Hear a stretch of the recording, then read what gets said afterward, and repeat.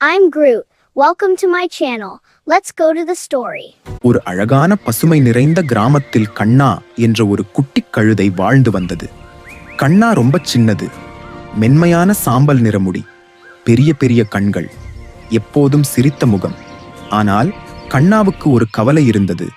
மற்ற விலங்குகள் எல்லாம் குதிரை வேகமா ஓடும், மாடு நிறைய பால் தரும், நாய் வீட்டை காப்பாற்றும்.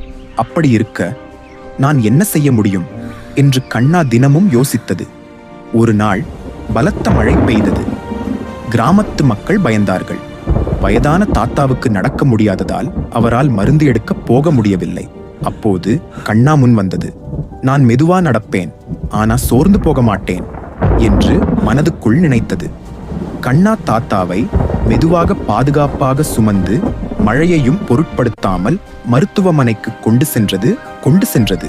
அனைவரும் ஆச்சரியப்பட்டார்கள், மிகவும் மகிழ்ந்தார்கள். அன்று முதல் கண்ணா மெதுவானதுதான், ஆனா நம்பிக்கைக்குரியது என்று எல்லாரும் சொல்ல ஆரம்பித்தார்கள். கண்ணாவும் புரிந்து கொண்டது, ஒவ்வொருவருக்கும் தனித்திறமை உண்டு, அது சிறியதாக இருந்தாலும் மதிப்புள்ளது. அதனால் கண்ணா மிகவும் சந்தோஷமாக வாழ்ந்தது. கதையின் பாடம்: வேகமில்லை என்றால் அது குறையில்லை. நல்ல மனமும் பொறுமையும் இருந்தால் நாமும் ஹீரோதான்.